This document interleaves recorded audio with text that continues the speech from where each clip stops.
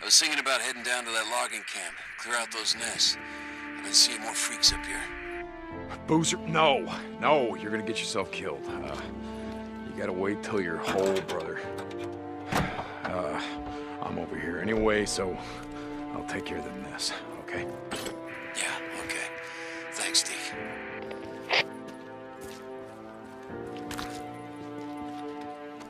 I can fix this. Done.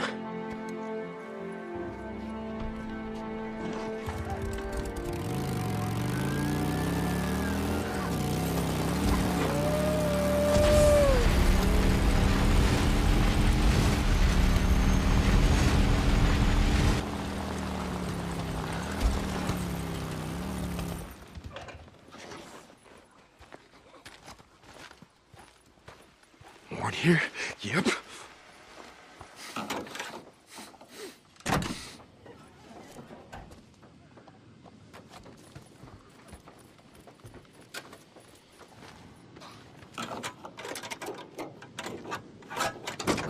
Son of a bitch!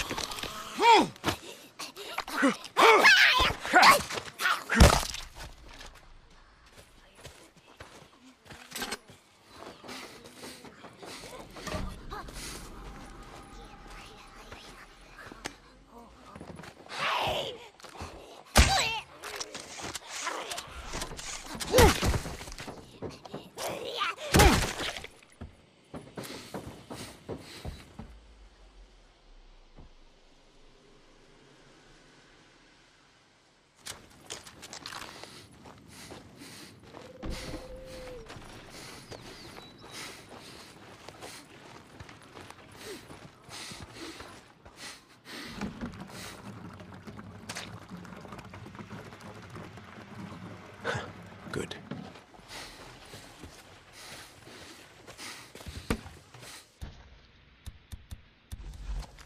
Okay.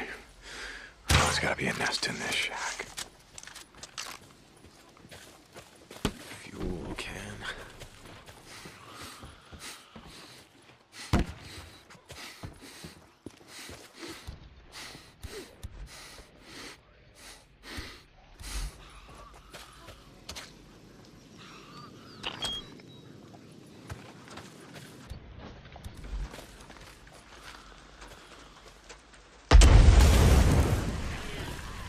Come on, boys and girls.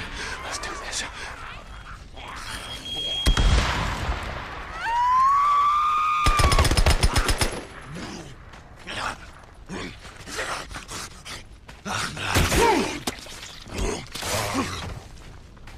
Okay, one nest done. How many more you got?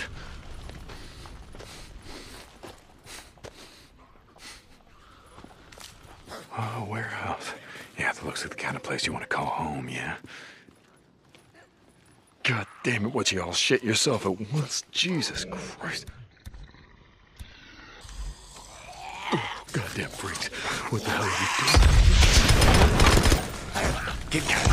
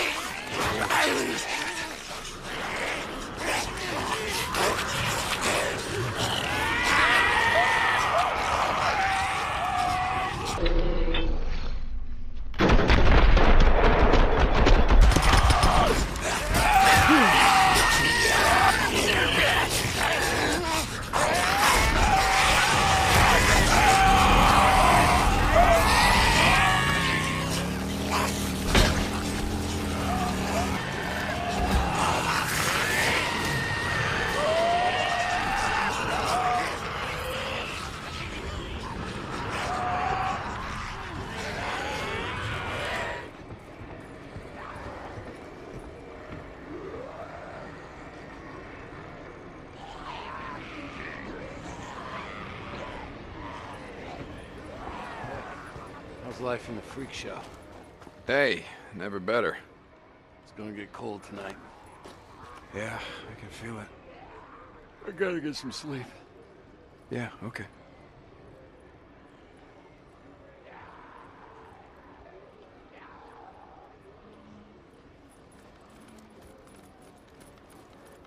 getting light out. Jack used to say the best alarm clock was the sun shining on chrome. Jack used to say a lot of stupid shit. Hey, you doing okay? Been better. Arm feels like it's gonna fall off. You heading out? Hey, I can... It's just... I'm going stir crazy up here, you know? All right, listen, I was heading down that way anyway. I'm gonna take care of them nests, all right?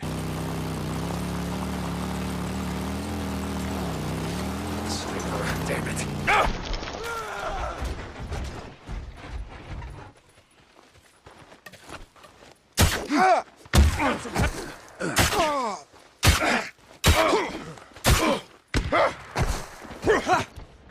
That all you got?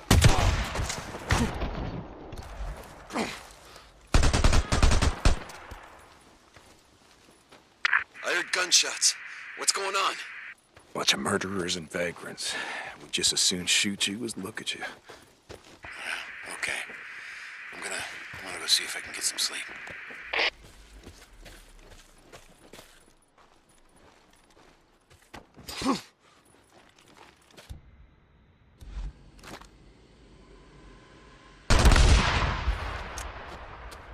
How'd you like that? Huh? Come on, you sons of bitches, come on!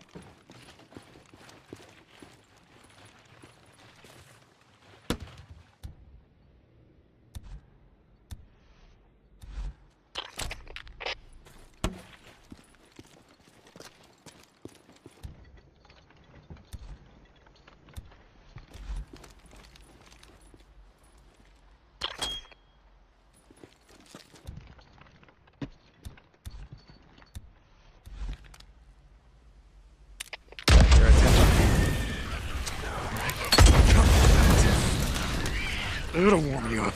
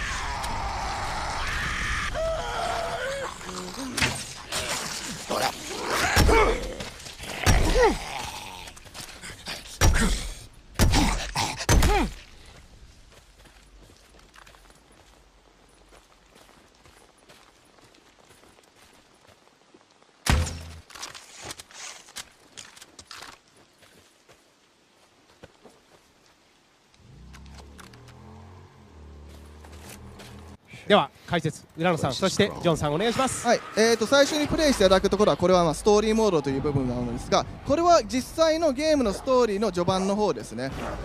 先ほど一緒にパートナーのブーザーのバイカーと一緒にディーコのバイクの、パーツを探しに行っています。一応故障しているバイクのためのパーツを探すにはここの、クレイジーウィリーという、場所なのですが、そこにあるガソリンスタンドでバイクのパーツを探しに求めます。パーツをいろいろと探していくと、まずは。はい、そうですね。その中いろいろとフリーカーなども、フリーカーの巣という潜んでいる場所もありますので、そういうところもちょっと探検しながらいければなと思います。フリーカーの巣、どういう感じなんでしょうか。ちょっと怖いですね。怖いですね。フリーカーの巣。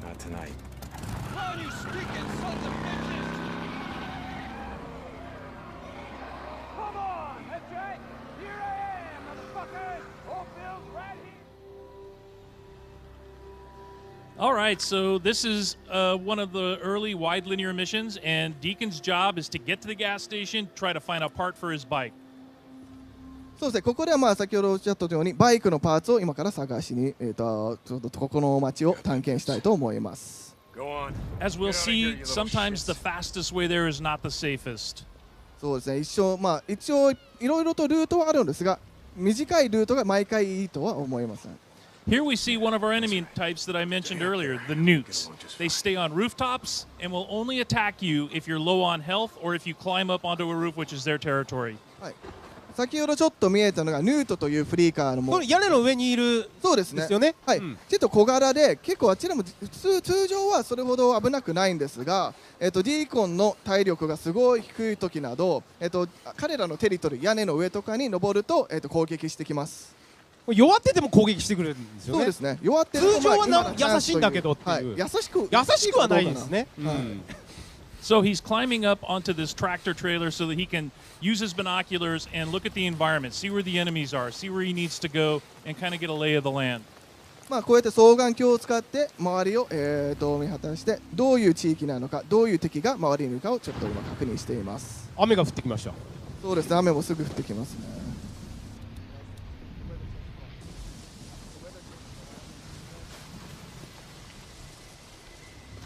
Here he sees the interior of a building. All of our interiors can be searched, so it's an open world game with a vast exterior, but you can also go inside the buildings and scavenge for supplies. はい、そうですね、オープンワールドであります。この全部、中にある家などガレージとかある、建物の中には全て入れることができます。Suddenly he sees a nest. So if you see rooms that have all of these branches, these are areas where freakers hibernate during the day. 今、はい、火炎火を投げた場所ですけど、燃やしましたね。はい、そこにがフリーカーの巣ですね。いろいろ枝が、飛び出しているのが見えると思いますが、そういう、枝が飛び出しているところに、それがフリーカーの巣というところです。それを燃やしながらどんどん、フリーカーも増えて、登場してくると思います。なるほど、あそこがフリーカーの巣だったんですね。はい、そうです。うわー、激しい、やっぱり。ミッションの一つの、サイドミッションと言ってもいいですかね。So he made so much noise that attracted all these swarmers, and now he's got to run. そうですね。で、今のでノイズを、大きい、音を立てることでフリーカーがそこに寄ってきます。あ、なるほどなるほど。ちょっと今逃げてますね。音で寄ってくるんですね。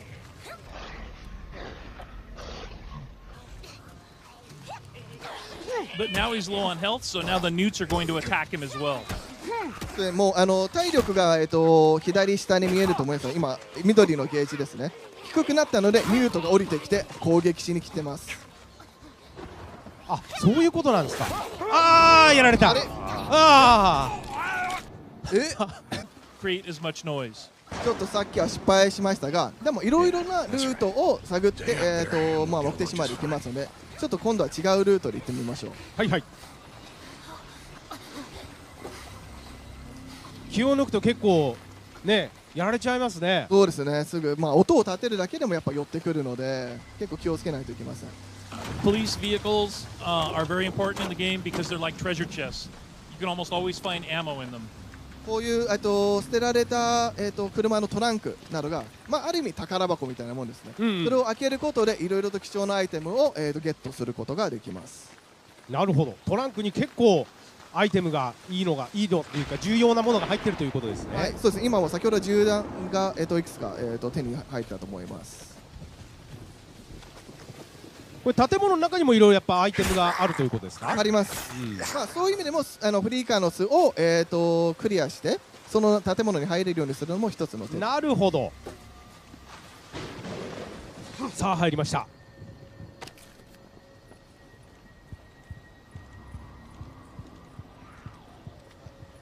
ここのは安全っぽいですね。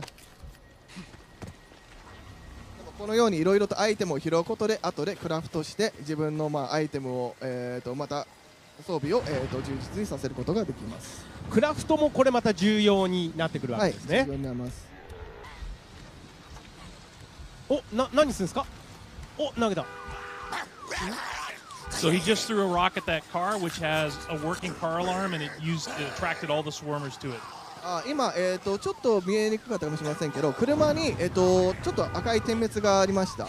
それはアラームがついている車ということで、そこに石を投げて、アラームを鳴らしてそこに、引き寄せました。車が音が出るから、はい、そこで音を出してフリーカーを呼び寄せてるという。そうですね。その間に、もうここは、今敵がいないので。ああ、なるほどなるほど。ドキッとしますね。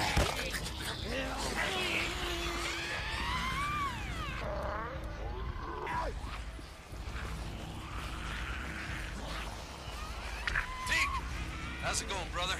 You ready? Not yet. Oh. Just gotta get on inside. Well, hurry your ass up. I rode past one of So those. again, looking for things in the what the hell they environment call 'em? The shit will the be a Rippers big put help. up. で環境にもいろいろ爆発物などもあるので、いろいろと、何が、利用できるかっていうのを探し出すのも、一つの点ですね。So he makes it to Crazy Willie's garage. This is where the part is, but the door's locked, so he can't get in. He's gonna have to find another way in. こちらが、クレイジーウィリーのそのガレージの目的地のポイントですが、ちょっとドアがロックされて、どうやってこの中に入るか、それは体験版でもここでプレイして皆さんにちょっと楽しんでいただければなと思います。この先は皆さんがぜひ自分で体感して。もう見えてます。なんか見えてる。これですね。そうですね。これがフリーカー。うじゃうじゃいますよ。確かここで How many freakers are here? I think this is a smaller horde, so this is 250. 300. 300. 一応300体、300人のフリーカーがここにいます。300いると。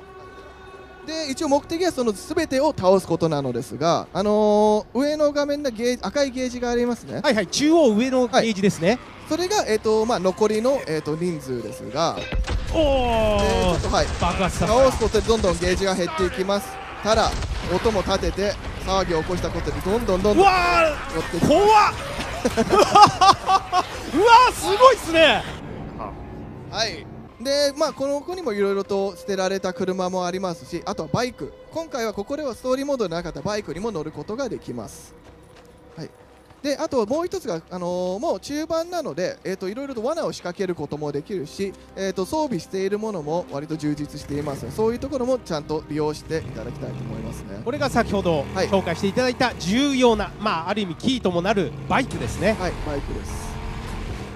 なんかバイク乗るのもなんか気持ちよさそうですね。気持ちいいですね。ドリフトとかもできますよ。やっぱこうね、舞台が大自然なのでいいですね。そうですね。移動の手段として絶対に必要な乗り物になります。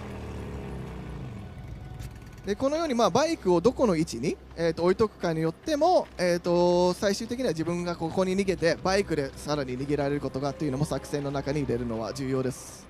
バイクの止める場所も重要と。おっと、何をしているところでしょうか。ここは、罠を設置して、後でちょっと使うんでしょうね、それを。何か設置したと、罠を。あとバイクが重要なのも、1回死んだらそこが、チェックポイントとなって、そこでまた復活することになります。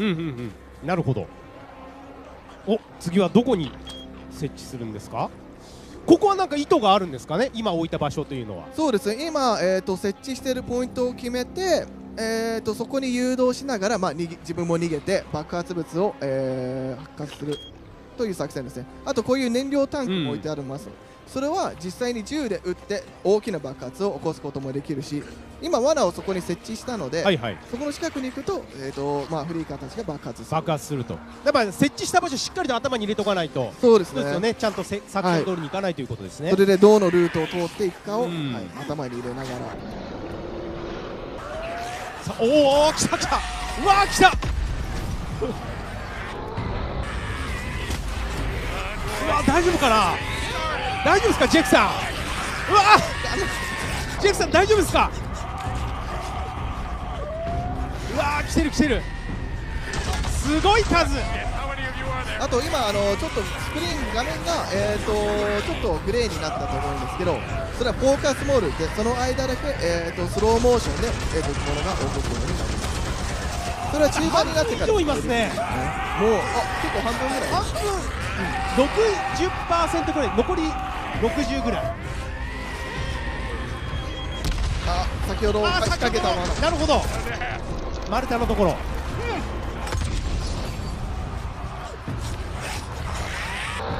一つ武器としても、はい、ナパーム火炎瓶というのを作って上がっているのですが、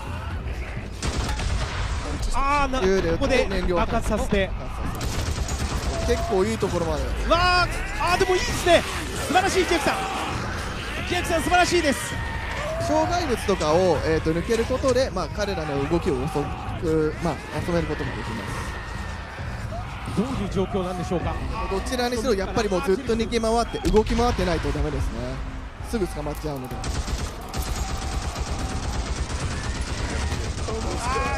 いいですいいです。もう迫ってきてる。大丈夫ですか。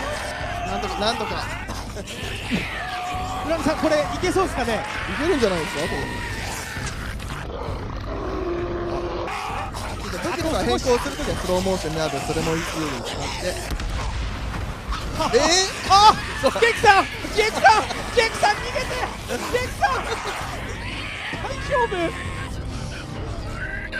今のはちょっと倍ですね。ヒヤッとしましたね、浦野さん。さあ、あとこういう赤いものが全て爆発すると考えてください。それを狙ったりすると思いますので。使わなかった。さあ、冷静なジェフさん、大丈夫でしょうか。ライブでお届けしております。あと大量ゲージの上が、青いゲージなんですが、それがスタミナですね。それで、走ることができる。そのゲージがなくなったらもう走ることもできる。結構今ギリギリなところですが、さあお客さんもドキドキしてまいりました。ジェフさん頼む。ライブショーしっかりと成功してほしいです。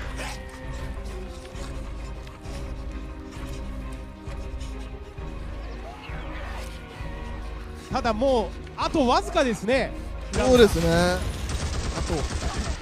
あとは10で倒せるぐらいだとまでいってるでしょうか。これは油断できないですね。そうですね。もうでももうちょいあと2体ぐらい。よし、すりゃ最後はボッコボコにして拍手お願いします。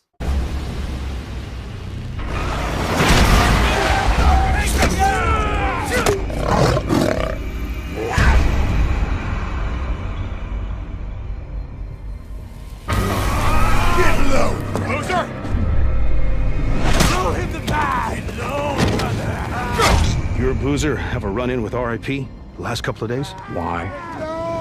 One of my men escaped a Ripper camp, got tortured, like they always do.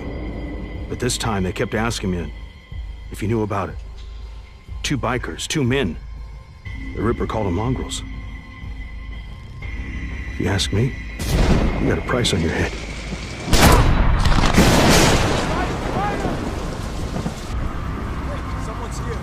You know same as me. Anything that happens here is far better than what's going on out there. Get off!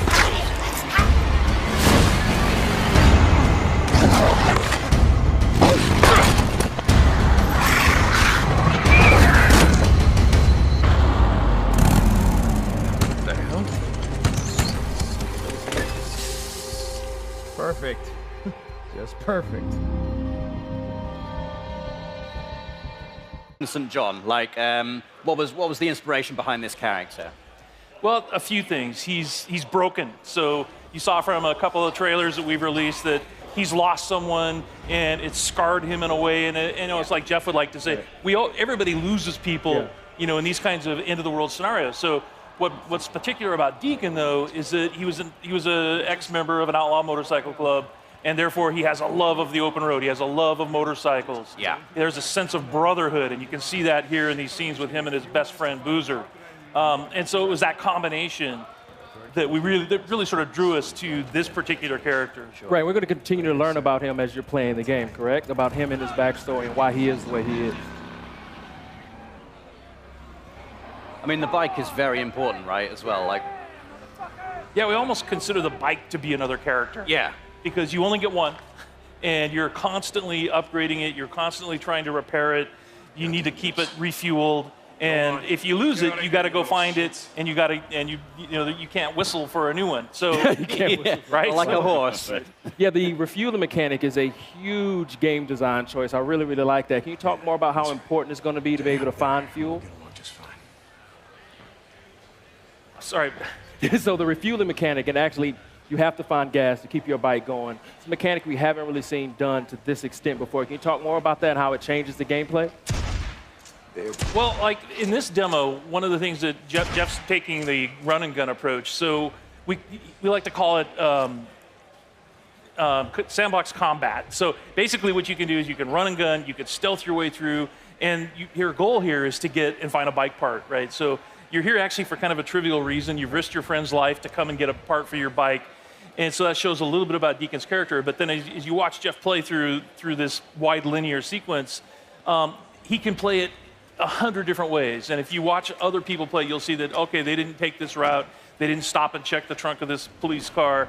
And those are kind of like our treasure chests throughout the world. So you're always on the lookout for those because that's how you're going to find ammo and health kits.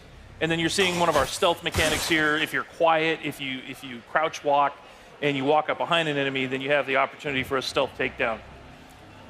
And what can you tell us about the Freakers? Because they're quite unique. I mean, we've seen, a fair few undead enemies in video games before. What makes the Freakers unique, and what was your decision-making behind making them the way they are? They're alive. They're alive. Yeah, they're not zombies. They're alive. And so that sounds trivial, but it's not, because it basically means we have a full day-night cycle in the game. Right. And they have things that they do. There's an ecosystem, and they have to eat, they have to drink, they have to hibernate. And so you will find them, like in this scenario, you'll see that there's some nests, and Freakers build nests for reasons you discover while you're playing the game. And then you can take those nest zones out in order to free up fast travel routes. So it becomes part of the metagame. But Freakers are evolving. They're living creatures who have been affected by this virus. And there's several different types. And some of our trailers you've seen, we've shown the Screamer, which is a female that can have sort of alarm system that will bring in more Freakers. Right. We have the infected bear, so it infects animals. In our last trailer, we showed mountain lion and the crows. Right, so you have so it's just it's a wide variety of challenges for the player. And like we said, the world comes for you, and that's part of it. Is that these creatures are always after you, and at night they're stronger. Yeah. If it starts raining, they become stronger. But I've seen in previous trailers Deacon actually utilizing the Freakers as a weapon against his enemy as well. So you can actually use them to your advantage as well as the environment itself. Yeah, absolutely. We call it the Freakosystem. So in this scenario, there's not a lot of chance for that. But if he were fighting Marauders or Rippers, then he could find a nearby swarm. It's an open world, so you can just explore. You can find other tools like a swarm or a Freaker bear, and you can bring them into an enemy camp and watch the sort of mayhem that happens. I guess you've got to be careful, though. You don't get kind of sucked into it. Yeah. I like this gun, you guys. So you have melee combat and you have gun combat. Can you talk about how you designed and balanced for both? It's like so many different scenarios require the player to determine how they want to play it, right? So that's why we have like this full set of stealth mechanics. We have a full set of weapons that you can upgrade, and in order to do that, you have to go to the human encampment. So there's survivor encampments in the world, the only places in the world where it's safe. And you have to do jobs and missions with them in order to earn trust. And then once you earn trust, the merchants there will sell you things. Ah, I like that. And then it's like, and if you want to upgrade your shotgun, or you want to upgrade, or you want to buy a silencer for it, then you have to have enough trust at that encampment in order to do that. Boozer, you there? I found the part. I'm heading got the bike part.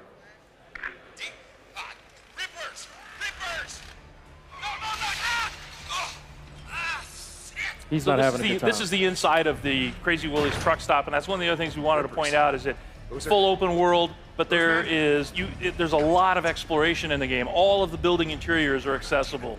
There's no load times to get in and outside of a building or to go between regions.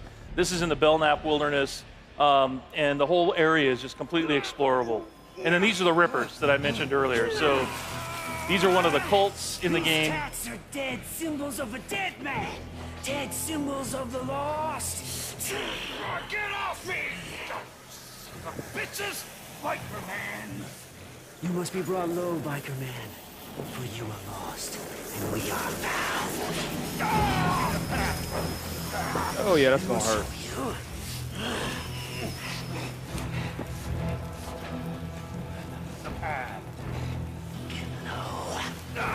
Get low!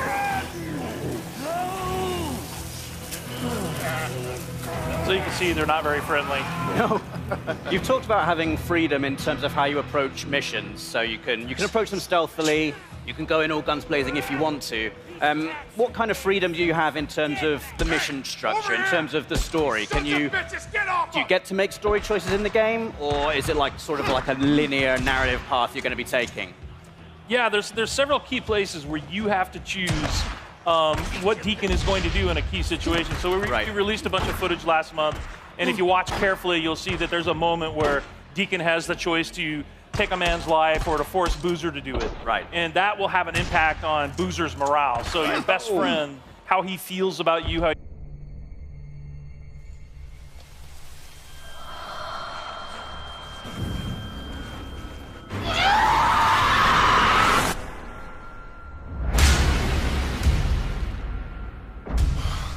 Don't look at me, it ain't my problem.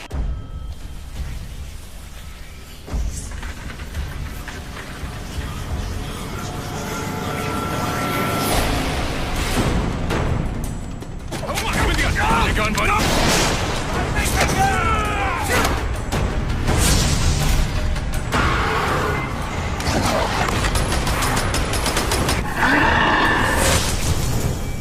Do it. I'm not here for him. I'm here for you.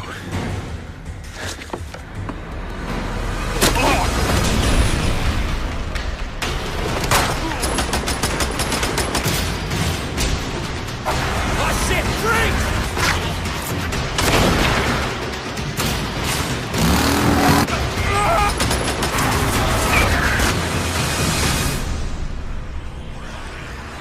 Come on! Come on!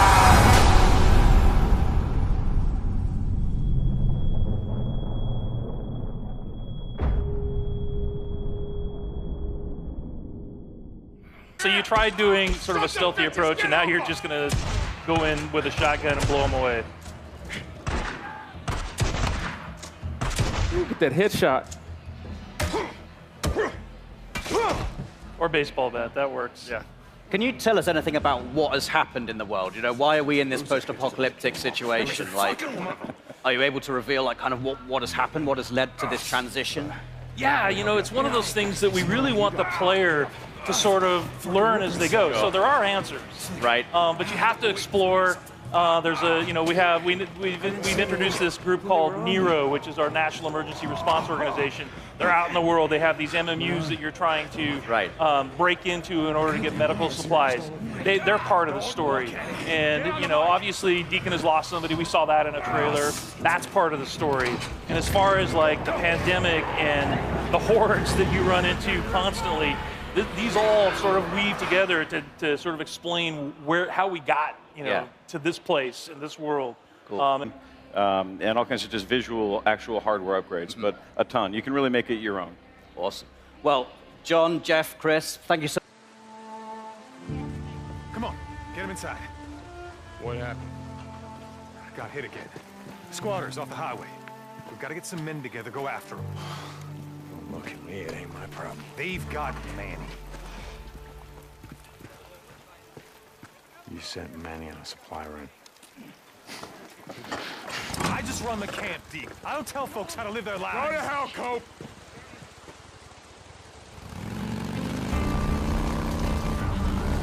Oh! Out of the way! Oh! Hey, man.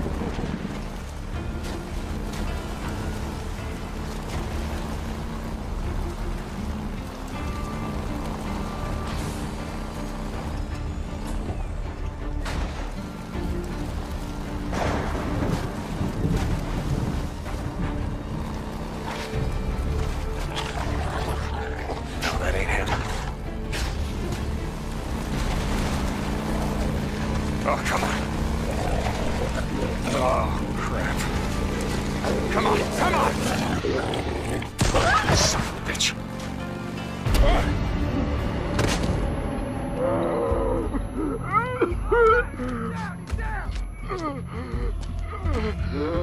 Let's do this. Yeah? You want some of this?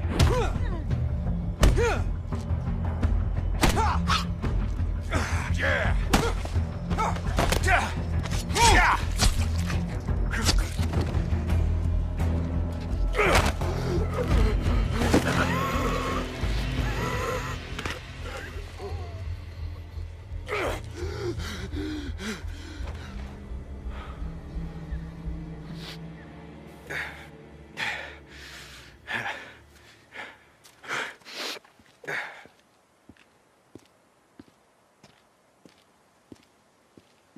That's Manny's bike.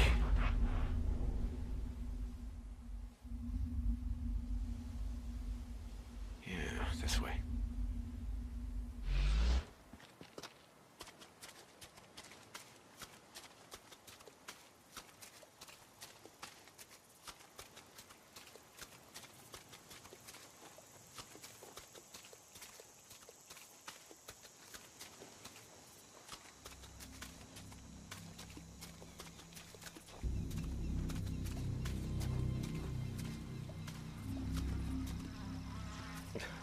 Ugh.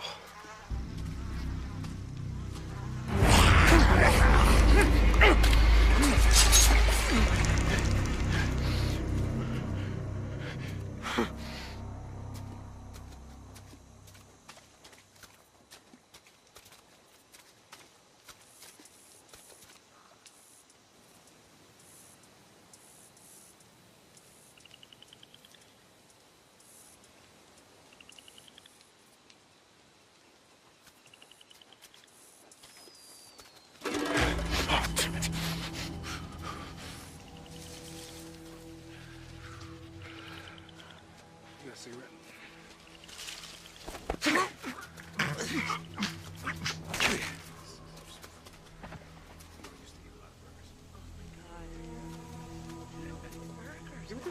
Why do you have? You always have a bad attitude.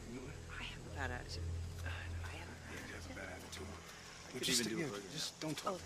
Yes, better if we just don't. Yo, where you at, man? Hey, shut the hell up. Shh, make it too much goddamn. He's not being that loud. You shut the hell up. Thank you. You shut up. Okay, shh. I want all of you to shut the hell up. What is your problem? Oh, shh. There's something out there. Just a Stop! God! No, my leg!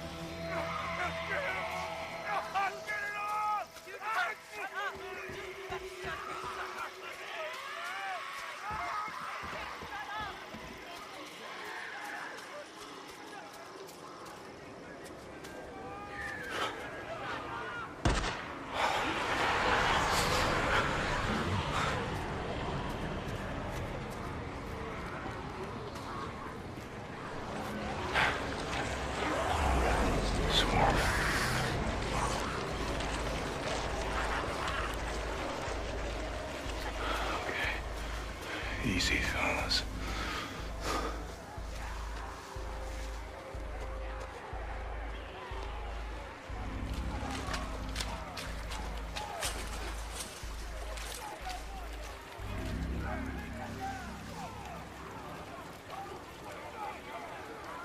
There he is. Still alive. How the hell am I?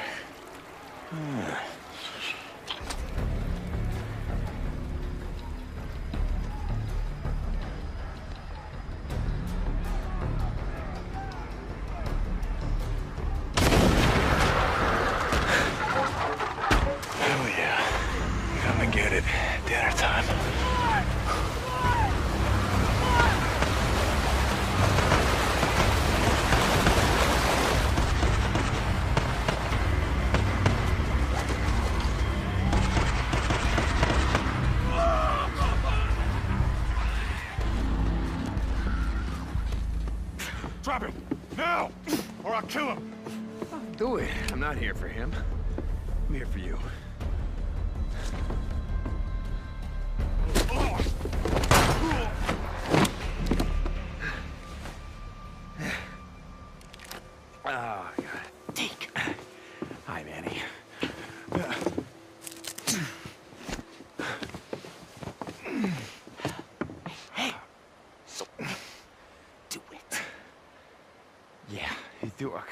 I wasn't gonna let him kill you. Besides, who the hell else around here knows how to rebuild a carburetor?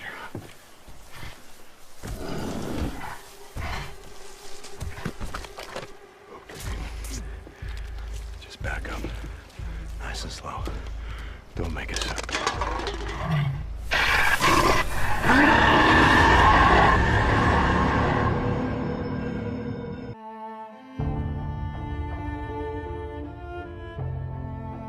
Someone asked me once if I remembered how it all went down, as if it happened so long ago that anyone could forget. So yeah, I remember. I remember when our homes and our towns turned into graveyards, when the wilderness became our only hope for survival. I remember when the planes fell out of the skies, when the trains stopped running, when the turbines shut down, and the world went dark.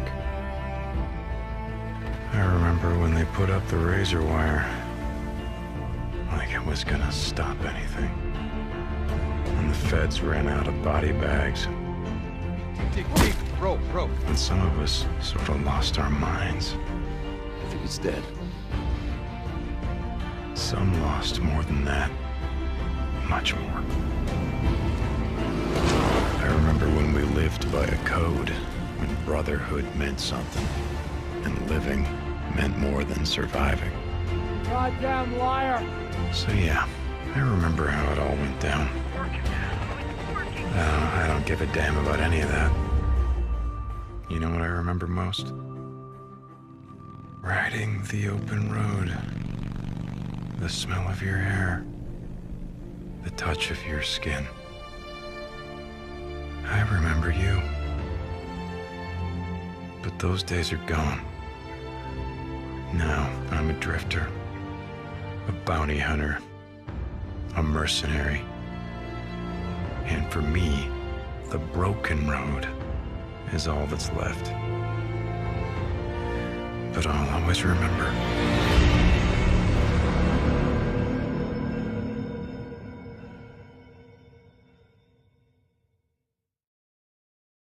PlayStation.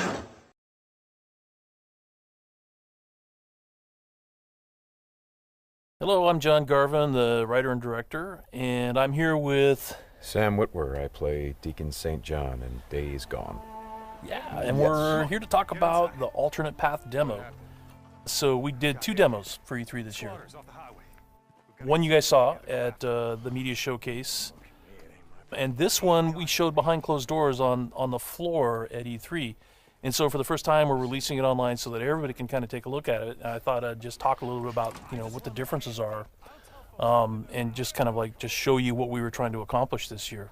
Yeah, I mean, the most obvious difference so far is the last one was nighttime during the rain, and this is daytime during the snow.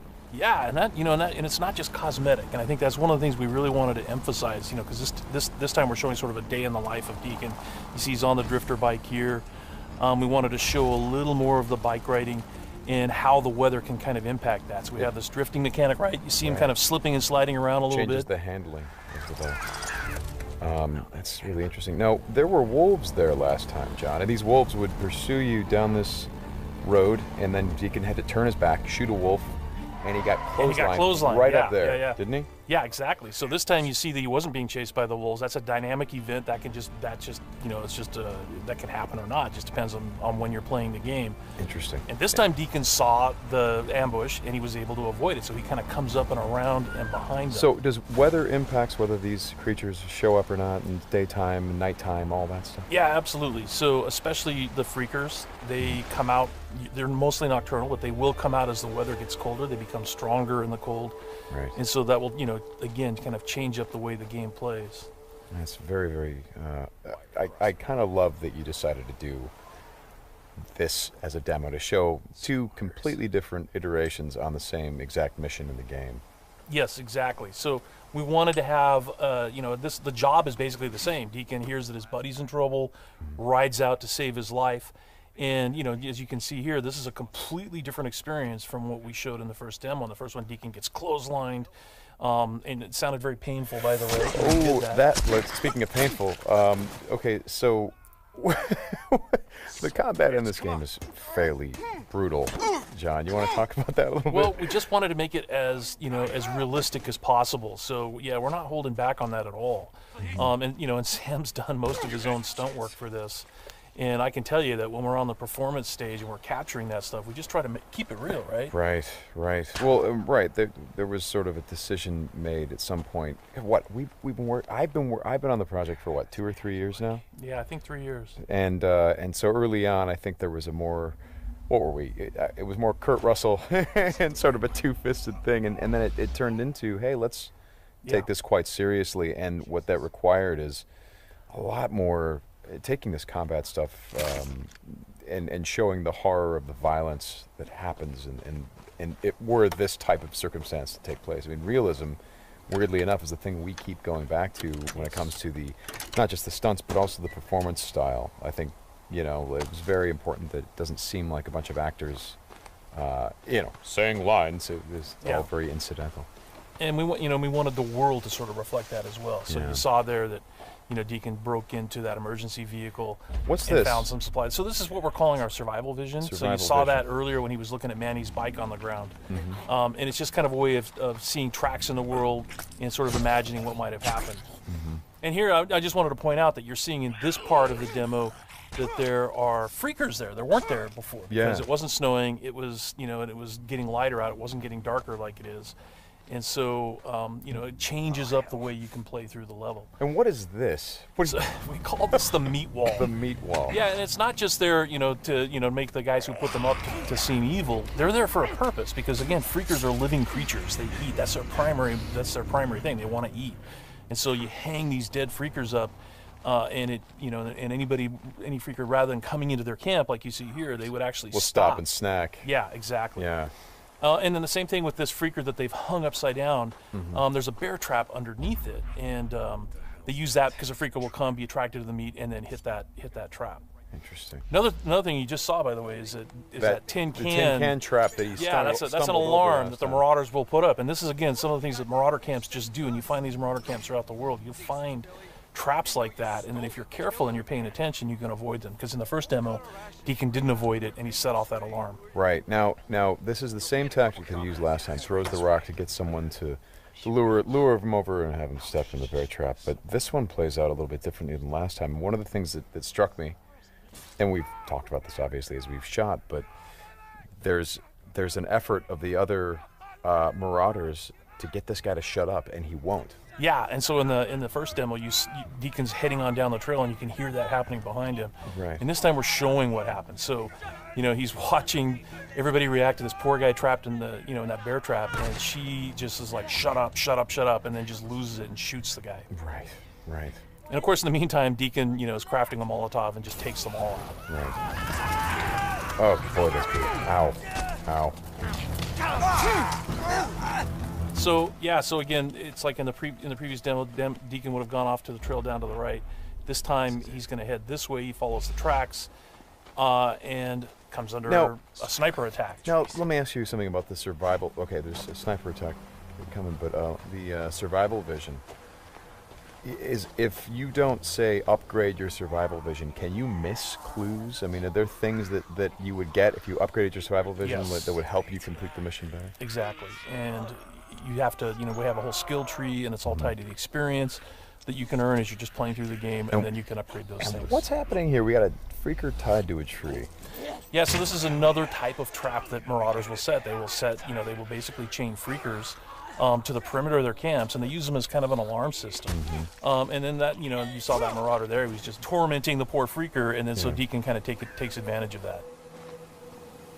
Well, and you think for a moment that Deacon is the guy, he's sort of helping the freaker by, getting the guy that taunted him. Is like, no, and then he's going to take the freaker out right afterward. Exactly. And this is a bit of silent sniping using the crossbow. Yeah, so this whole sequence at the end plays out very differently. In the first demo, you saw Deacon use a swarm. He weaponized a swarm, lured them into the camp, and then they kind of did the work for him. There's no swarm in this run-through. Right. So the player really has to go in and use what we're calling our strategic sandbox combat, and that's just, stealth mechanics and setting and using traps whole arsenal of weapons. You see there's a variety of weapons that Deacon's going to use through this, including the crossbow. You know, he crafts his own bolts. And you know he's got to figure out how to get up to Manny, just using his combat skills instead of doing it strategically. So straighten me out. Those bonfires, were those there in the previous demo? No, they weren't. Right. So that's another big difference. Is that if you come here during the day, it's like in the media showcase demo, there was like kind of a fight club thing going on. Right. They were punching each other, and everybody was just sort of getting into it. Nobody's really paying attention to what's going on. Yeah. And now it's getting dark and it's cold out. So they've built these bonfires. So. And again, it's not just a cosmetic change in the way the... Well, it's cold, right? Yeah, it's because it's cold. They have to build some... So it changes the way the Marauders behave in the level. Mm-hmm. Well, that's very... Again, this is part of the reason why I love that you did this as a demo, because the behavior of all of these things, not just the Freakers, but the Marauders, everything, there's a logic to it. You can track why they're doing the things that they're doing. And you can use it to your advantage in the gameplay. That's kind of what I like about this so much. And that's really what we wanted to showcase this year, is that it's an open world game, and everything you see around here. And again, we're only playing this 2 different ways. You saw that waterfall way up there off in the distance. There's a bridge that goes in front of that. If you had a sniper rifle and enough ammunition, you could have driven your bike all the way up there. There's trails that go all the way up there. And you could have used your sniper rifle to take out this entire camp, because it would have taken them a while to figure out where the shots were coming from and to get to you. So, that's a different way to play it. There's another way to play it, by the way, where you could have just stealthed in through the entire camp if you had the skills to do it. And you could have just taken everybody out silently, or almost everybody. And then you could have gotten up to where Manny's being held using a different route, and just stealth killed that guy. There's no reason that you have to come in and run and gun it like Deacon is doing here. Hey, how scarce is ammunition? Because I see him switching from a bunch of weapons, and when we saw this demo, when I came in and saw it at E3, one of the things that I really enjoyed was I was sitting next to you, and the driver was playing the game, and at some point I saw you shift in your chair and you leaned forward, and I heard you say, "Oh man, uh-oh." And I'm like, whoa, what's going on? He's like, he's going to get killed. I'm like, whoa, oh. And I leaned forward. I was like, oh, I guess there's some real danger. And one of the things was that he was running out of ammunition. And he was trying to go pick up ammo from the dead he was looking for Marauders. Ammo, But he was under fire. So when we were at E3, we had a whole team with us, and everybody played it slightly differently. So it just shows you that it's not scripted at all. Yeah. And then this Rager Bear. Oh, yeah, boy. The infected bear. The infected bear. That's... Yeah. That's not what you want to see. Well, we thought that would be a good way to end the demo, is to show that it's just one, for Deacon's life. It's just one darn thing after another. Right? You're going to save your buddy. You get clotheslined. You get attacked by wolves, or you think you're finally done. You rescued you've gone through all this stuff, and then suddenly, Rager Bear. Right. Well, as you said to me, it's not just about exploring an open world, as it is the open world coming after you, the open world seeking you out, trying to... Yeah, exactly. That's our tagline. In Days Gone, you don't have to go seeking out trouble. The world comes for you. Trouble's looking for you. All right, Sam, thanks a lot. Thanks, John. It's been fun. And I hope you guys enjoy the demo, and we'll talk more about it soon. Very violent. Yeah. It showed a lot of sort of situational kind of... using the environment and the freakers that we see kind of to the advantage of the player. Yeah. So tell me what went into that. Well, so the biggest thing that we really wanted to do this year was sort of show a more intimate part of Deacon's life. So last year it was the Horde, which is hundreds and hundreds of freakers, all sort of massed together, and you saw how Deacon had to struggle to just stay alive. And this year we wanted to show off more of the open world and this thing that we're calling our dynamic open world systems. And what that really means is you can use the freakers themselves against other enemies, like the Marauders that you see on the media showcase demo last night. Right. Actually, I have a question about the freakers, because with other games, survival games, like this, for instance, The Last of Us, the clickers had this thing where they couldn't see you, but they could hear you. What is it that triggers the freakers? Oh yeah. Well, it's an interesting question, and for anybody who gets a chance to see our alternate demo that we're demonstrating in the theater today, or online when it gets posted, is that the time of day kind of drives the density of the freakers and the humans when they're out, but also the weather. So when it's snowing, it's going to kind of blind everybody at a distance. When it's raining, it's going to dampen the sound. So when the player learns these, he's going to be able to use that kind of context as one of he's going to play that as part of his strategy for how he approaches any encounter. Gotcha. But definitely sound, right? Because like you saw in the media showcase demo, Deacon, put down this bear trap and then kind of snuck off. Right. And in our alternate path demo, he doesn't do that. So he actually kind of goes around and watches what happens when this Marauder goes into the bear trap, and you hear this gunshot on the media showcase demo. If you look at our alternate path footage, you'll see that one of the Marauders actually shoots the other Marauder in the head because he's making too much noise. Oh, wow. Right? So yeah, so it's a pretty harsh world, but that sound traveled, and sound is something that can be really, really dangerous. Gotcha. That's very interesting. That's very interesting. Yeah, I did notice once the bear trap was down and the guy stepped in it, you saw the freakers running. Yeah. It's like they heard it screaming. You heard them screaming.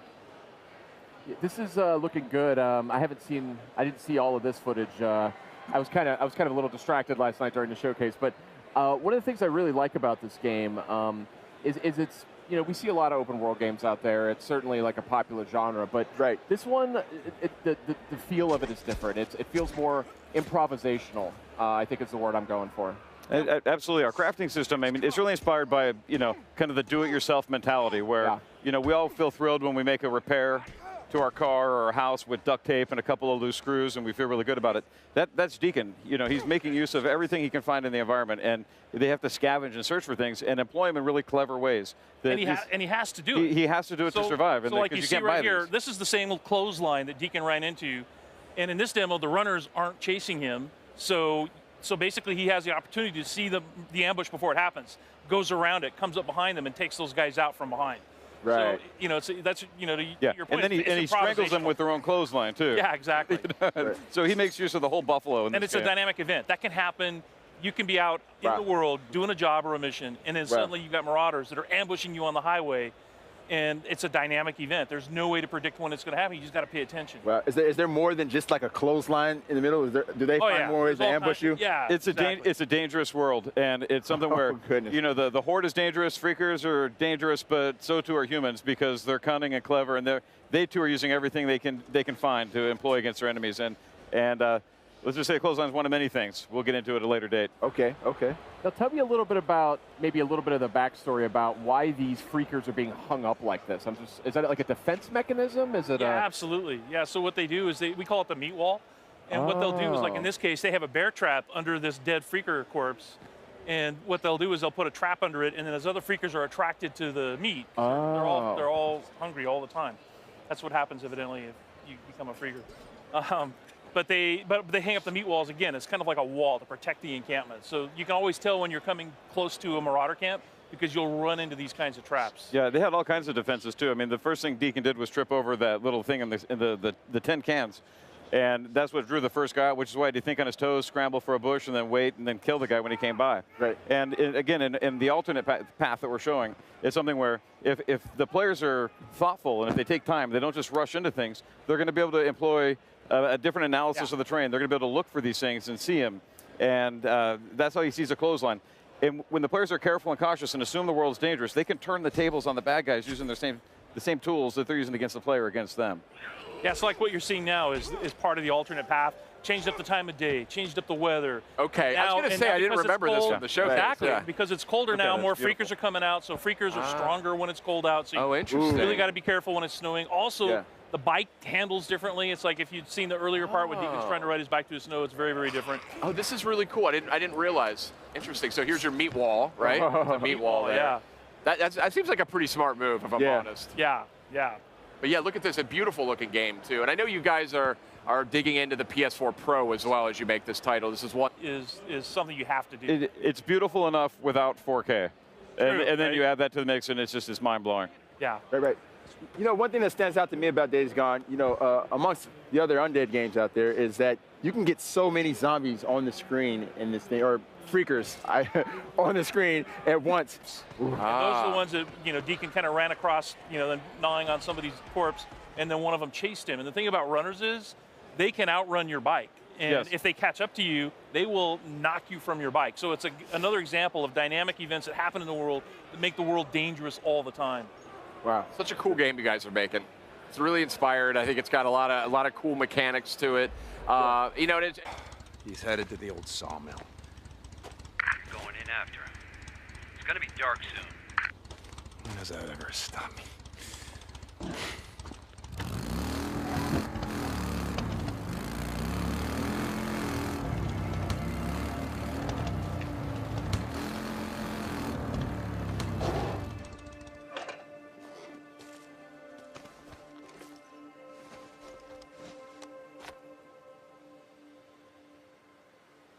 His bike's down.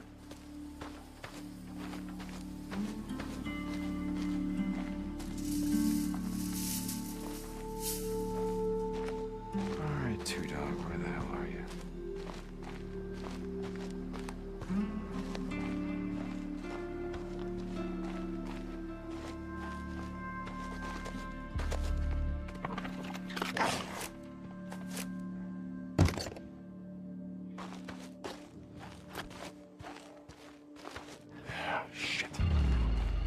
Go on. Get out of here. Get out.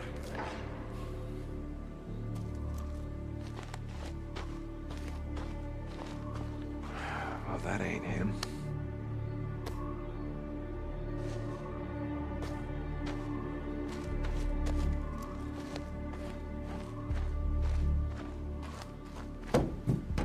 Alright, let's see. Yep. I could use that.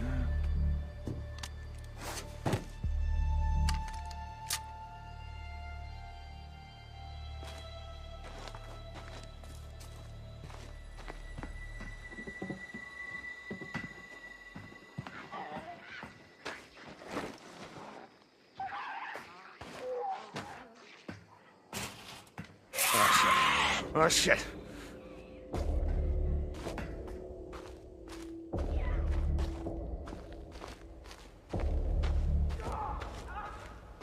Two Dog.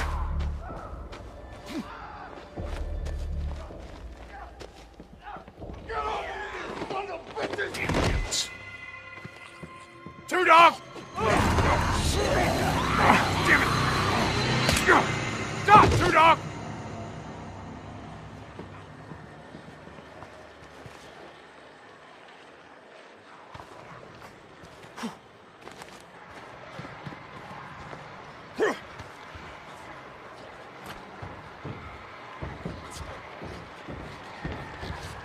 Look around, brother! You know how this is gonna end.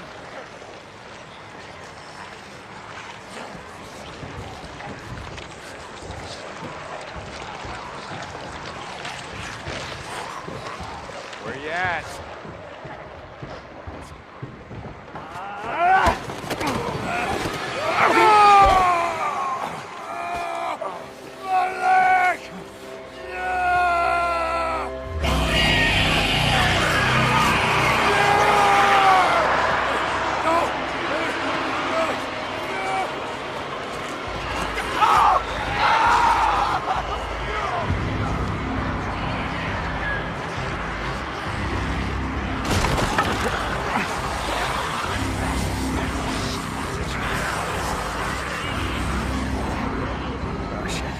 Oh, shit. Come on!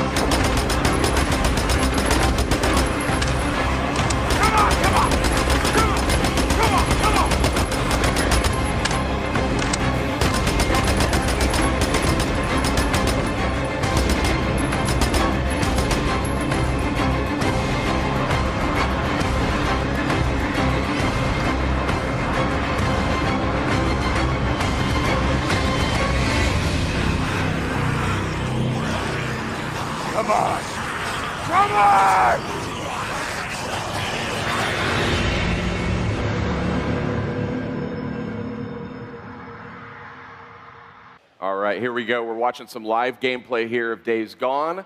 I have picked up the controller. I'm looking through the binoculars, and I see trouble. I see trouble. Lots of trouble. Yeah, absolutely. I think you're looking at about 250 individual Horde units right here. This is smaller than the Horde we showed at the Sawmill a few years ago, but I feel it's a good starter Horde for you. And it's really important now, prepare. So, all right, you just took a bunch of ammo from your saddlebags. So, saddlebags, cool. Yeah, and that's an important upgrade for the bike to prepare you for encounters such as this. All right. When you don't try to kill them with the bike. But since it's a sandbox, I say you go for it. All right. Off to a bad start. Really bad start. Nice job. This is the world's best demo. I could have done that, dude. Thanks, Sid. This is not.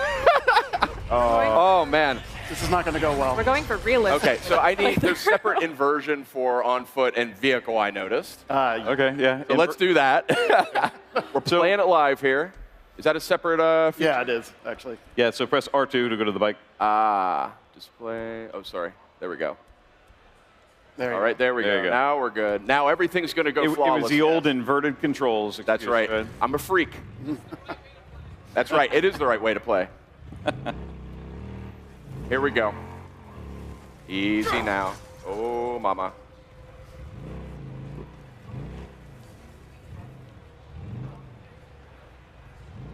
This is a more powerful bike than what I drove in the last build. Yes, this is an upgraded bike. Yeah. This looks gorgeous. So the Horde is back behind you, Sid.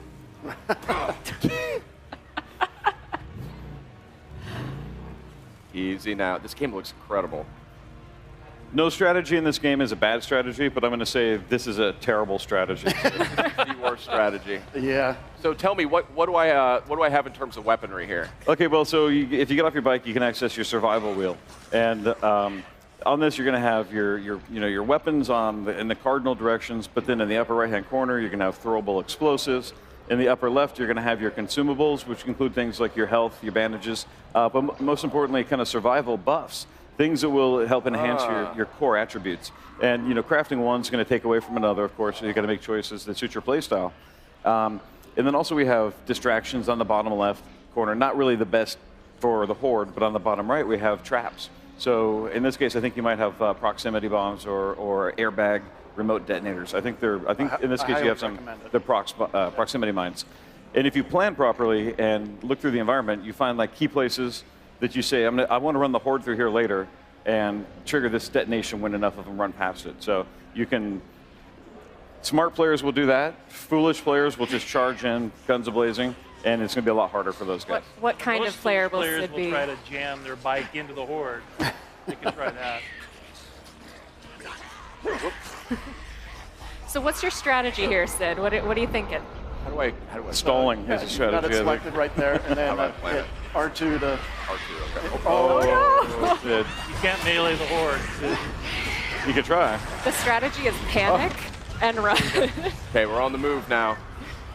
Lost my bike. Not good. You can still save it. I don't recommend a melee bat against these guys, but give it a go. Got to stay nimble here.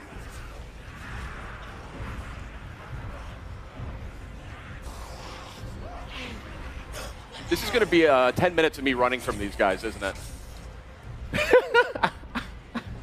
Well, Sid's trying to make his way around. How do you guys plan for all of these different tactics that people are going to dive into? How do you think ahead of time of people are going to want to go about this a million different ways? So what's the process of building out all of that? Well, we think about what makes kind of sense and what sounds cool that fits the IP, but we do have to provide a lot of different tools just so they can have that, that flexibility. And then we just try to keep things very loose. So that we're going to be surprised by a lot of the videos we see online of people playing this. We'll be like, wow, I didn't think that would happen. And when we've done that internally, we've been surprised about how things just kind of work. So we're supporting it by it's always the best part of games like this is just seeing how people get so creative. Yeah, absolutely. We had a company meeting last week where our head of QA literally took on the Horde using his crossbow and custom crafted explosive bolts. Oh my gosh. And it was pretty amazing. So he pretty much got all the way there. I think he had to use one Molotov, but Jeff and I had never seen that happen before, so we were surprised, and we were like, oh. And what's cool about it, and I think this goes to your question, is it makes perfect sense that it worked because the way we built the systems, but Emergence is about a bunch of wholly predictable, unpredictable things, and it just works. Like we're catching yourself on fire. On fire is possibly a good strategy. I don't think so. That's so he can set them on fire when they grab him. That's yeah. That was the plan. Okay. This is so also one of the things we not want to going point out, though, is that the Horde locations are all story-driven.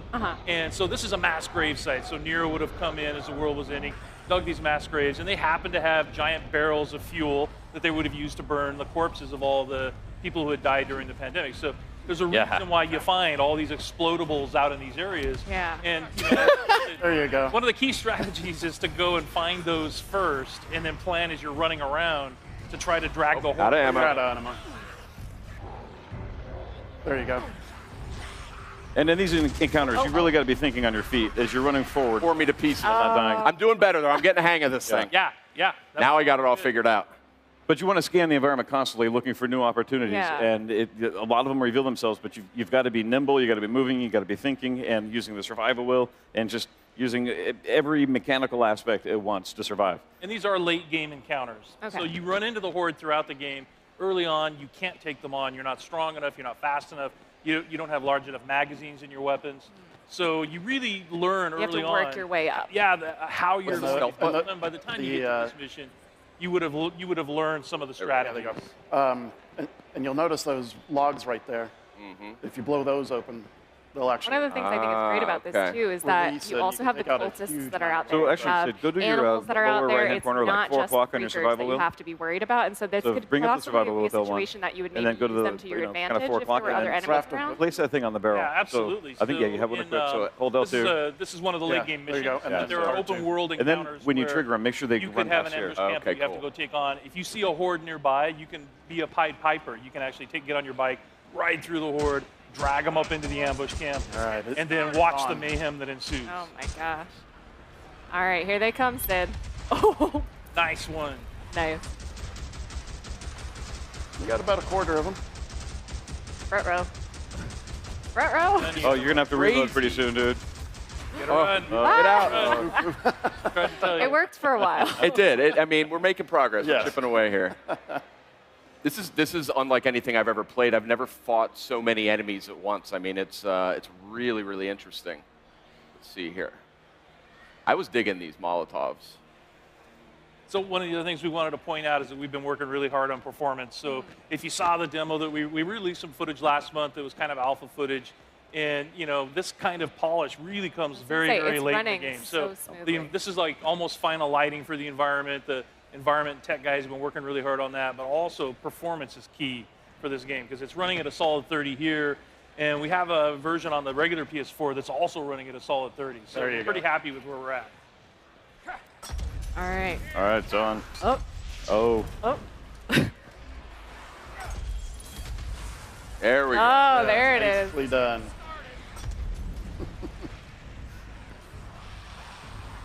They're starting to fan out. Whoa. Yeah, as you can see, they're starting to avoid the fire as well. So, anything that's red is explodable as well. Keep moving, Sid. Short controlled bursts.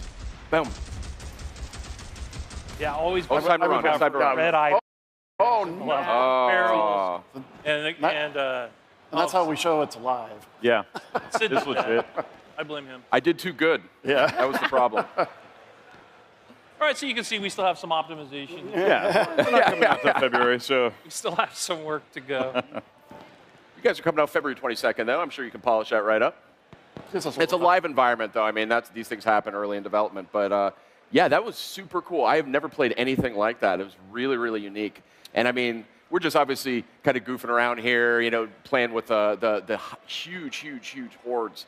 But, I mean, there's a lot of stuff to do in this game, and there's a lot of emergent systems that come about, and you saw some of it here. I mean, every single time I tried that on, it was a completely different experience. Yes, exactly. And I know that's something that you guys are really focused on. I mean, whether it's, the criers, the freaker ravens that may choose to attack at one point or another. I mean, talk a little bit about how those systems sort of, combine with each other.